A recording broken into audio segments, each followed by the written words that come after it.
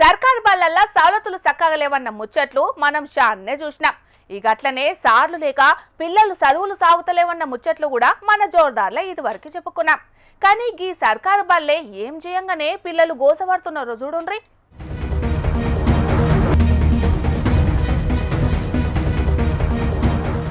ఈ మందు సీసాలు తాగి పారేసిన గిలాసులున్నది ఏ వైన్స్ దుకాణం ముంగట్నో లేకుంటే ఏ బెల్ట్ దుకాణం ముంగట్నో కాదు, భావి భారత పౌరులు తయారయ్యే బల్లనే ఉన్నాయి.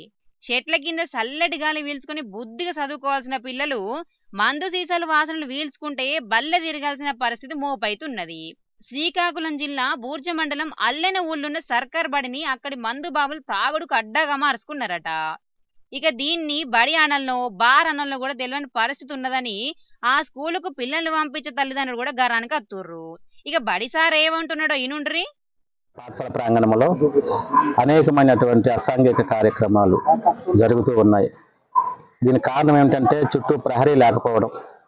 దానివల్ల ఎమ్స్ ఇక్కడే రాత్రులు పూట ఎమ్స్ మద్యం సేవిస్తూ ఆ సీసాల ఎమ్స్ మా యొక్క ప్రాంగణంలోనే పడేస్తూ ఉదయం అయ్యేసరికి చూసేసరికి చాలా అసహ్యంగా కనిపిస్తూ ఉంది.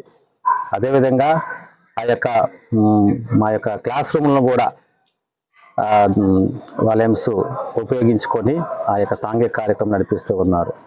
కనుక మాపై దయ ఉంచి మా యొక్క పాఠశాల ప్రహరీని మంజూరు చేయవలసిందిగా, దీనిని ఈ యొక్క అసాంఘిక కార్యక్రమాలు ఆపవలసిందిగా కోరుతున్నాం. బడి మంచిగున్నా ఆ బడికి చుట్టూరుగా ప్రహారీ కూడా లేకపోయేటాళ్లకు మందు బాబులకు ఆడిందే ఆట పాడిందే పాట అన్నట్టు తయారైతున్నదట. ఇక తాగినోళ్ళు చక్కగా ఉంటున్నారంటే అది లేదు. తాగిన సీసాలు అక్కడనే వలగొట్టే వరకు పిల్లల కాళ్ళకు గుచ్చుకొని పాపం షాన్ అవస్థలు పడుతున్నారట. అయినా కూడా మందు బాబులు మాత్రం గింత సుతం మారకుండా మళ్ళా గదే పని చేస్తున్నారట. గందుకే ఇప్పటికైనా మా బడికి ప్రహారీ కట్టాలని డిమాండ్ చేస్తున్నారు. మరిగా తల్లికి వందనం పేరు మీద ఎంతమంది పిల్లలుంటే అంతమందికి 15,000 రూపాయలు ఇస్తామని సర్కారు చెప్పినట్టే చేసింది. ఇక్కడి వరకు మంచినే ఉన్నది కానీ అన్ని సర్కారు బల్లల సౌలతులు కూడా మంచిగా చేయాలి కదా అంటున్నారు. సర్కారు బల్లల సౌలతులు మంచిగా లేక ఇబ్బంది పడుతున్న పిల్లలు. చూడాల మరి మంత్రి లోకేష్ అన్న ఇప్పటికైనా స్కూళ్ళని ఏ పాటి మంచి చేస్తాడు.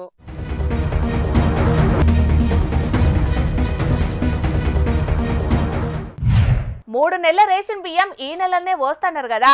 ఇక ఈ నెల రోజులు మొత్తం బియ్యం పోస్తామని చెప్పి మొదటి నాటి సంధి బియ్యం పోస్తూనే ఉన్నారు రేషన్ డీలర్లు. అయినా కూడా ఇంకో సుతం బియ్యం తిప్పలు తీరుతూనే లేవల్ల చాలా జాగల్లా. ఇగో గీడ పరిస్థితి ఎట్లున్నదో చూడండి.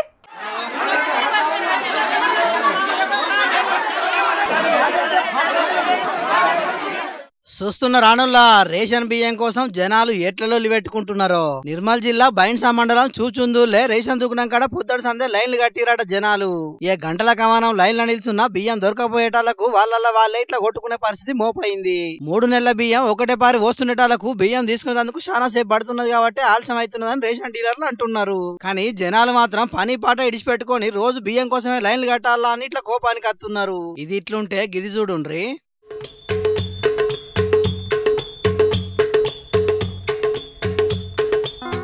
మందు బత్తాల కోసం యూరియా బత్తాల కోసం కదా లైన్లలో చెప్పులు పేపర్లు సంచులు పెట్టినట్టే ఈడ సుతం రేషన్ బియ్యం కోసానికి ఇట్లా సంచులను లైన్లో పెట్టిండ్రు. మెదక్ జిల్లా రామాయంపేటలో పొద్దుటిల్లి 6 గంటలకించి పడిగాపులు కాస్తున్నారట అక్కడి జనాలు. అయినా ఇక్కడనే ఏంది ఇప్పుడు ఎక్కడ చూసినా గిదే కతున్నది. ఇప్పటికి 17 రోజుల సంది బియ్యం పోస్తున్నా కూడా ఇంకా చాలా జాగాల జనాల అవస్థలు మాత్రం దప్పుతలేవు. ఈ లెక్కన చూస్తే ఈ నెల మొత్తం పోసినా బియ్యం తిప్పలు మాత్రం తీరేతట్టే లేవు పోండ్రి. మరి పౌర సరఫరా శాఖ మంత్రి ఉత్తమ్ కుమార్ రెడ్డి సారు రేషన్ బియ్యం కోసం జనాలు చాలా అవస్థలు పడుతున్నారు. మీరు మాత్రం అవన్నీ ఏం బట్టనట్టే చూస్తున్నారు. ఇప్పటికైనా జనాల తిప్పలు తీరేటట్టు చూడుండ్రని గోసపడుతున్నారు అంటున్నారు. చూడాలి మరి సర్కారు ఏం చేస్తుందో.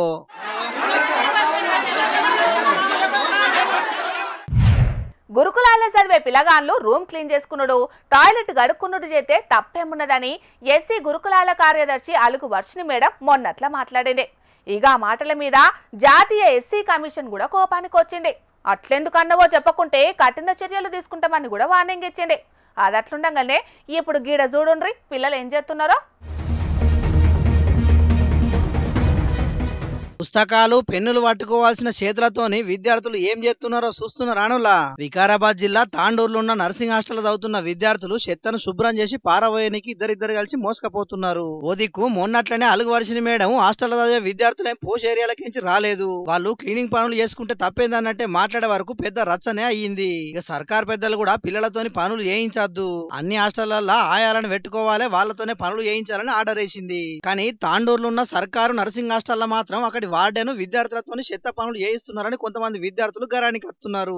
ఇంటోళ్ళందరికీ దూరంగా ఉండి మరి హాస్టళ్లలో వండుకుంటూ చదువుకొని గొప్పోళ్ళు కావాలని పిల్లలు ఆశపడితే వాళ్ళతోని ఇసొంటి చెత్త పనులు చేయించుడేందని ముచ్చట తెలిసిన విద్యార్థుల తల్లిదండ్రులు ఫైర్ అవుతున్నారు. ఇప్పటికైనా అధికారులు ఇసొంటి వార్డెన్ల మీద చర్యలు తీసుకొని ఏ సర్కారు హాస్టల్లో కూడా పిల్లలతోని పనులు చేయించకుండా చూడాలని డిమాండ్ చేస్తున్నారు విద్యార్థి సంఘాల నాయకులు. చూడాలి మరి ఈ ముచ్చట్ల విద్యాశాఖ మంత్రి ముఖ్యమంత్రి రేవంత్ రెడ్డి సారు ఏం నిర్ణయం తీసుకుంటాడో ఏందో.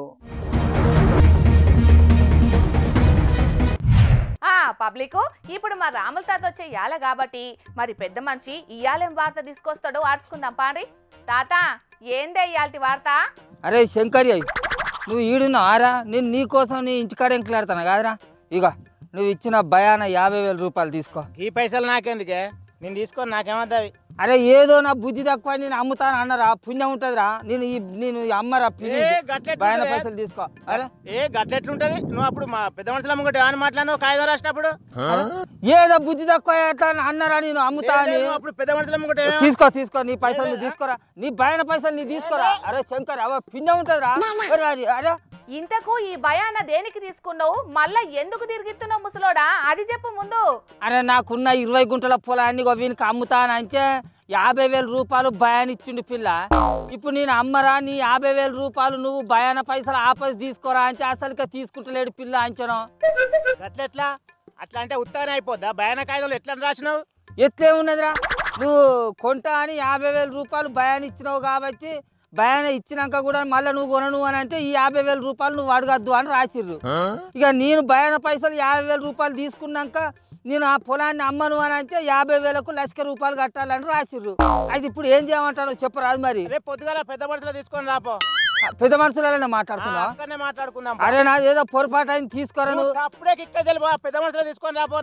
అరే శంకర్, పెద్ద మనుషులతో అయ్యే పని కాదు, అది ఖర్చుతో కూడుకున్న పనిరా. నీ పైసలు నువ్వు తీసుకోరా. ఎక్కడ పని లేకుండా నువ్వు సప్పుడే అరే అబ్బా శంకర్ వచ్చిన అన్నారం పాడుగాను. ఈ లీడర్లు నన్ను ఇంత ఇరుకాటంలో పడేస్తారని అనుకోలేదు. మంది మాటలు పట్టుకొని మార్వానం పోయినట్టు అయిపోయింది. నా కర్వాల మనుబడ. శంకర్ తీసుకోరా. ఇంతకు లీడర్లు ఏమన్నారు? వాళ్ళ మాటలు నువ్వేం నమ్మినా ముసలోడా? ఆ ముచ్చట సక్క చెప్పు. చెప్పేది ఏమున్నదా తల్లి, మన మంత్రి సీతక్క ఏమని చెప్పింది? ఈ వారం రోజులల్లో ఊళ్ళల్లో సర్పంచ్ ఎలక్షన్లు పెడదామని అనుకుంటాను, మన చేయి పార్టీ కార్యకర్తలు అందరూ సిద్ధంగా ఉండాలి అని చెప్పలేదా? కానీ మంత్రి సీతక్క వారం రోజులలో సర్పంచ్ ఎలక్షన్లు పెడతామని అనలేదటనే. వారం రోజులలో సర్పంచ్ ఎలక్షన్ల మీద సర్కారు ఓ క్లారిటీ ఇస్తుందని చెప్పిందట. రావచ్చు ఎలక్షన్స్, కానీ ఏదైనా ఒక స్పష్టత రావాలంటే ఒక 4-5 రోజులల్లో, వారం రోజులల్లో చెప్తాము అని. ఎందుకంటే అప్పుడు క్యాబినెట్ ఏ రోజు అనేది నాకు ఇంకా క్లారిటీ లేదు. 15-16 అనేది ఒక డౌట్ ఉండే. కాబట్టి మా కార్యకర్తలు అడిగినప్పుడు వారం రోజులల్లో స్పష్టత వస్తుంది ఎప్పుడు పెడతాం ఎలక్షన్స్ అనేది. సరే మంత్రి సీతక్క ముచ్చట అంటే అటు పక్కకు పెట్టు. మంత్రి పొంగులేటి సార్ కూడా చెప్పిండు కాదా, ఈ నెల ఆఖరి నాటి వరకు సర్పంచ్ ఎలక్షన్లు పెట్టుడే ఖచ్చితంగా ఖాయంగా అని చెప్పా. కానీ తెలంగాణ పిసిసి పెబ్బే మహేష్ కుమార్ గౌడ్ సారు కేబినెట్ నిర్ణయించుకుంటా సర్పంచ్ ఎలక్షన్లు ఇప్పుడు పెడతారు అప్పుడు పెడతారు అని ఎట్లంటారు అని మంత్రి పొంగులేటి సార్ మీద గరమైండు కాదే. వచ్చిన అన్నాలం పాడుగాను. వీళ్ళ ఉత్తి గాలి ముచ్చట్ని నేను గాలిలో కలిసినట్టున్నా కదా, కర్మ పాడైపోని. ఇప్పుడు నేను ఏం చేయాలి, ఏం కథ? అయినా ఇప్పుడు నీకు ఆ సర్పంచ్ ఎలక్షన్లతోటి పనేంది? నీ పొలం ఎందుకు అమ్మినావు అది చెప్పు ముసలోడా.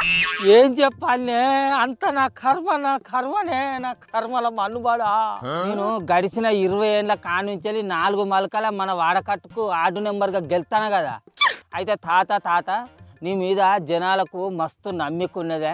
ఈ పారి నువ్వు ఖచ్చితంగా పోటీ చేసేది ఉంటే సర్పంచ్గా గెలుతావు కాబట్టి ఈ పారి సర్పంచ్గా ఎత్తనైనా చేసి నువ్వు పోటీ చేయని వాడు శివన్ గాడును కళ్యాణం గాడు ఉబ్బిచ్చిర్రా నన్ను.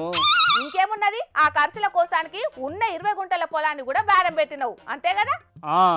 ఏం చేయనే, కానీ ఇప్పుడు ఈ లీడర్ల తలో మాట చూస్తుంటే సర్పంచ్ ఎలక్షన్లు ఇప్పట్లో జరిగేటట్టే కానత్తలేవు కదా. నా కర్మ పాడైపోను. ఇప్పుడు నేను ఏం చేయ చేసేదేమున్నది? పొలం అమ్మిన పైసల్ని బ్యాంకుల్లో ఎవరికైనా మిత్తుకో ఇచ్చుకో. ఎలక్షన్ల నాటికి తెచ్చుకొని ఖర్చు పెట్టు. సాల్ చెప్పరా సాయమ్మ అంటే సంసారంలో నిప్పులు పోసిపోయిందట. వెనకటికే పోతావు నీ అసొంటిది. అరే ఈ భయాన తీసుకున్న రూపాయలనే సగం రూపాయలు తాగుడుకు ఊగుడుకు ఒడిసినాయి అంటే ఇక ఉన్న రూపాయలు కూడా తీసుకొని బ్యాంకులలో వేసుకోరాదు, మిత్తిలకు ఇచ్చుకోరాదు అని చెప్తాంది ఈమె. వాడెవడు వీడెవడు ఎవడన్నా నన్ను ఉబ్బిచ్చిర్రు అనుకో, ఉన్న రూపాయలు బరండి షాపులకే ఉరుకుతాయి.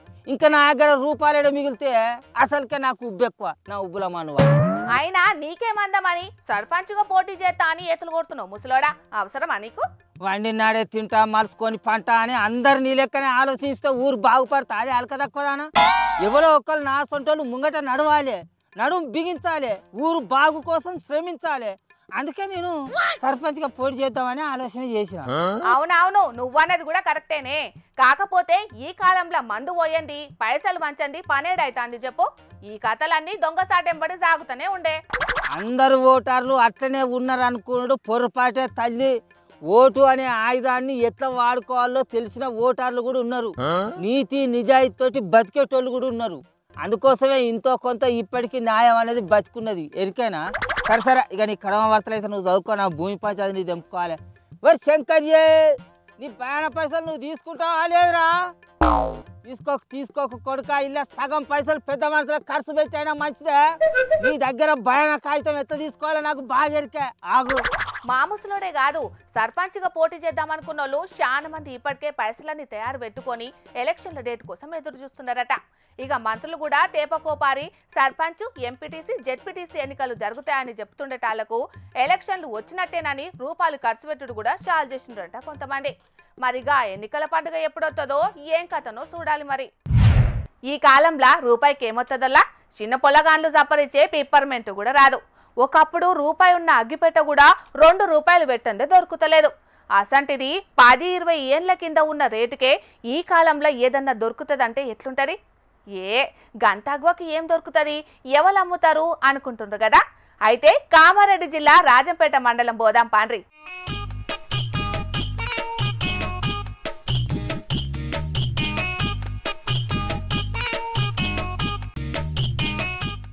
ఆహా ఏమి రుషి, తినరా మైమరిషి, రోజు తిన్నాగాని మోజే తీరనిది అన్నట్టు కూరగాయలల్లా వంకాయ రాజు కావచ్చు, కానీ బజ్జీలల్లా కింగ్ అంటే మిరపకాయ బజ్జీనుల్లా.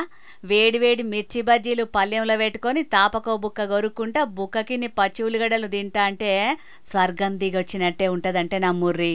మరి అసొంటి వేడివేడి మిరపకాయ బజ్జీలు రూపాయికే దొరుకుతాయంటే మిర్చి బజ్జీ ప్రియులు ఊకుంటారా? పొద్దుకు 3 సార్లు పోతం పెట్టి తిన్నా తింటారు, కానీ అట్లా తినే బాకీ అందరికి లేదులో. ఒక కామారెడ్డి జిల్లా రాజంపేట మండలం నుండేటోళ్ళకే ఉన్నది. అవు నేనన్నది మీరిన్నది నిజమేనుల్లా. అగో చూస్తున్నారు కదా, గుమగుమలాడే రూపాయి బజ్జీలను మునుంబెట్టి ఏ తీరుగా గాలుతున్నారో తండ్రి కొడుకులు. గీ బజ్జీల దందా గురించి ఇంటోళ్ళు ఏమంటారో ఆళ్ళ మాటల్లోనే ఈనుండ్రి. గత 45-50 సంవత్సరాల నుంచి మిర్చి దందా చేస్తున్నామండి. ఇక్కడ ఫస్ట్లో రూపాయికి 16, తర్వాత రూపాయికి 4, తర్వాత రూపాయి 2. ఇప్పుడు గత 10 సంవత్సరాల నుంచి 1 రూపాయికి 1 మిర్చి దందను కంటిన్యూ చేస్తున్నాం. 40 ఏండ్లంటే రూపాయి బజ్జీది పెద్ద చరిత్రే పోన్రి. వెనకట శివాంట గీ దందా షాల్ చేసినప్పుడు రూపాయికి 16 బజ్జీలు ఇస్తుండేనట. అసోంటిది ఇప్పుడు 10 ఏండ్ల బట్టి రూపాయికే అమ్ముతున్నారు. అంటే 10-20 ఏండ్ల కింద ఉండే రేటుతోటే ఇంకా కూడా మిర్చి బజ్జీ వ్యాపారం చేస్తున్నారు. శనగపిండి రేటు, నూనె రేట్లు మస్తు పిరమైనా కూడా రూపాయికి మిర్చి బజ్జీ అంటే చిన్న ముచ్చట కాదు పోర్రి. అట్లని ఈ దందాలో ఏం మిగులుతుందని అనుకుంటే మీరు పప్పుల కాలేసినట్టేనుల్లో. రోజుకు 5 నుంచి 6 వేల మిర్చి గిరాకీ అవుతుంది. మనకు కుటుంబంలో 4 కష్టపడతాం కాబట్టి ఓవరాల్గా 1000 రూపాయలు లాభపడుతుంది. మంచికో 200-300 పైకిలు పడ్డట్టు. విన్నారు కదా, దినం 5000 మిర్చి బజ్జీలు అమ్ముడుపోతాయట. తక్కువలో తక్కువ 1000 రూపాయలు మిగులుతాయట. అట్లని గీ అన్న ఏం చదువుకోలేదని అనుకునేరు. MSc BEd చేసిండట.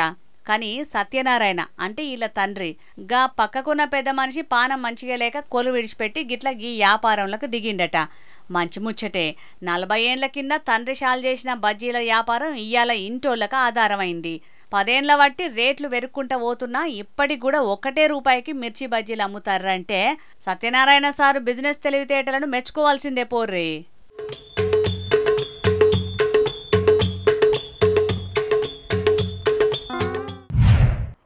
వర్షాలు మొదాలే మురిపించినాయి గాని మళ్ళా ఏం సప్పుడే లేదు. వర్షాలు మొదగాలే శాలయ్యేటాలకు చాలా మంది రైతులు ఇత్తనాలు అలికేండ్రు. కాకుంటే వరుణదేవుడు కన్నెత్తి చూడకపోయే వరకు ఇప్పుడు రైతులు మొగులు దిక్కు ముఖం పెట్టి చూసే పరిస్థితి వచ్చింది. ఇక గిడ కొంతమంది వర్షాలు పడాలని ఏం చేసిండ్రు చూడురి. ఈడ వీళ్ళు ఏం చేస్తున్నారో కొంతమందికి తెలియకపోవచ్చు. ఇక్కడ వీళ్ళంతా సంబురంగా కప్పతల్లి ఆట ఆడుతున్నారు. వర్షాల ముచ్చటాని గిదేంది అంటారా? ఇట్లా బతుకున్న కప్పకు జలాభిషేకం చేస్తే వరుణదేవుడు కరుణించి వర్షాలు ఊరిపిస్తాడని నమ్మిక. అందుకే వెనకటి సందత్తున్న ఆచారాన్ని ఇప్పటి సుతం శానా ఊర్లలో పాటిస్తున్నారు. అట్లా ఇయాల ఆదిలాబాద్ జిల్లా కేంద్రంతో నట్టుగా తాంసీ, తలమడుగు, జైనద్ మండలాలల్లా కప్పతల్లి ఆటలు ఆడుకుంటా గ్రామ దేవతలకు పూజలు చేసిర్రు. తొలకరి శినుకులకు ఇత్తనాలకి ఇప్పుడు వానలు పడకపోవట్లా పెట్టిన పెట్టుబడి నష్టపోయే పరిస్థితి వస్తున్నదని రైతులు బాధపడుతున్నారు. అందుకే ఇప్పటికైనా వరుణదేవుడు కరుణించి మా పంటలు బతికియాలని రైతులు ఇట్లా కప్పతలాటలు ఆడుకుంటా పూజలు చేస్తున్నారు. జూన్ మాసంలో వర్షాలు అప్పుడే కురుస్తూ అప్పుడే కురియకుండా విత్తనాలు పెట్టి వర్షం కోసం ఎదురు చూస్తున్న రైతుల కోసము ఈ కార్యక్రమం చేయడం జరుగుతుంది. ప్రతి సంవత్సరం మేము చేస్తున్నాము. అలానే చేసిన వెంటనే వర్షాలు కురుస్తున్నాయి. ఆ భగవంతుని ఆశీస్సులతోటి ఇలా ఇప్పుడు కూడా మాకు వర్షాలు కురుస్తున్న ఆశయంతో ఈ కార్యక్రమం నిర్వహిస్తున్నాం. విన్నారు కదా, వర్షాలు పడకుంటే ఇట్లా కప్పతల్లి ఆట ఆడితే ప్రతి సంవత్సరం వర్షాలు పడుతున్నాయట. అట్లనే ఈ ఏడు కూడా వర్షాలు పడతాయనే ఇట్లా చేస్తున్నామని అంటున్నారు వాళ్ళు.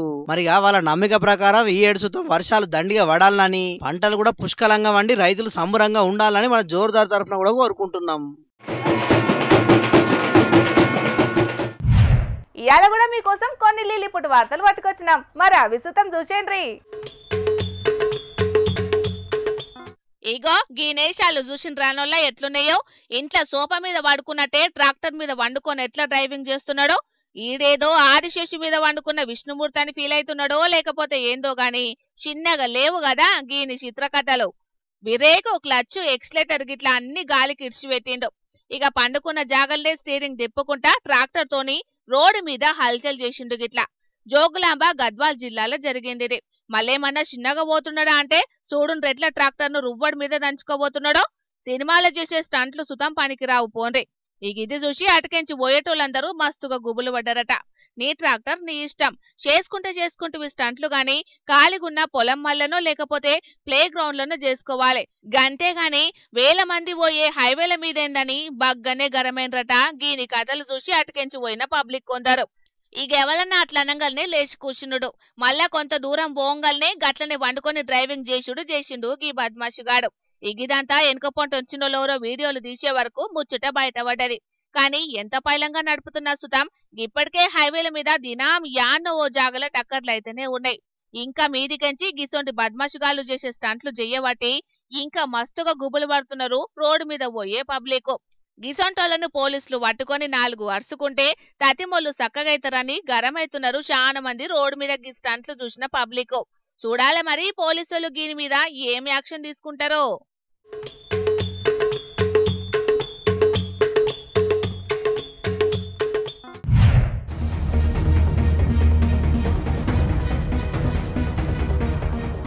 మీరు ఊకే ఫోన్లనే మూతిపెట్టి చూస్తున్నారా? అయితే గీ వార్త మీకోసమే. ఏగో కీడ చూడుండ్రి. గీమసుతం గట్లనే ఫోన్లు చూసుకుంటా మెట్లు దిగుతుంటే ఎంత ప్రమాదమైందో. నేల మీదంటే సాఫ్కుంటది కాబట్టి జనంత అడుగు అటు ఇటైనా ఏం కాదు. కానీ మెట్ల మీద నడిచేటప్పుడు ఎంత పైలంగుండాలే. గసంటిది ఏం పట్టించుకోకుండా గీమేదో ఫోన్లు ఒత్తుకుంటా మెట్లు దిగే వరకు ఒక మెట్టు తప్పి బ్యాలెన్స్ అవుట్ అయింది. ఇంకేంది, మీదేన్నో జారి పడితే కింద దాకా బోర్లు కుట్టొచ్చి ఎల్లెల్కల పడ్డది పాపం. కింద పడ్డ గీమెకు దెబ్బలు కూడా బాగానే తాకినాయట. ఇక ఎంబటే గీమెను చూసి ఆడున్నోళ్ళు ఊరుకొచ్చి దావకాన్లకు తోలుకపోయినరట. ఏడైందో ఏమో గాని ఈడియో సోషల్ మీడియాలో వైరల్ అయ్యే వరకు సెల్ ఫోన్ భూతాన్ని దూరంగా ఉంచినప్పుడే మనసుకు మంచిదని అనబట్టిండ్రు చాలా మంది గిది చూసినోళ్ళు. గంతే కదనోళ్ళా, ఇప్పుడు చేతిలో ఫోన్ ఉన్నదంటే చాలు ముంగటేమైతున్నదో కూడా పట్టించుకుంటలేరు చాలా మంది పబ్లిక్ గిట్లనే. తినంగా ఫోనే, నడుస్తుంటే ఫోనే, ఆఖరికి పండుకున్నా కూడా ఫోనే. అసలు క్షణం కూడా తీరిక లేకుండానే ఫోన్లతోనే పొద్దెల్ల తీస్తున్నారు చాలా మంది. ఇప్పుడు గదే మన కొంప ముంచుతున్నది.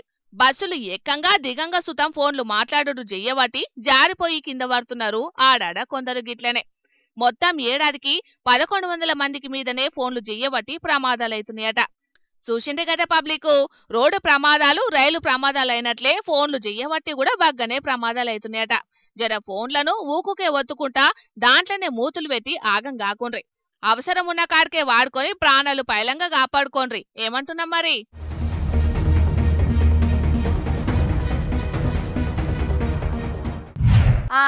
ఇక తెచ్చిన వార్తలన్నీ అయిపోయినాయి.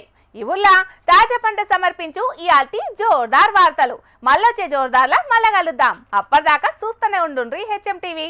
అట్లనే ఇంకిని మంచి మంచి వార్తల కోసం హెచ్ఎం టీవీ యూట్యూబ్ ఛానల్ని సబ్స్క్రైబ్ చేసుకోండి. ఇసంటి ముచ్చట్లు ఆడ మస్తుగుంటాయి. అన్ని ముచ్చట్లు మీ దాకా చేరాలంటే తప్పకుండా గంట కొట్టుండ్రి, లైక్ చేయండి. ఈ ముచ్చటను మీ దోస్తులకి షేర్ చేయండి. ఏమంటున్నాం? సరే మరి, టాటా.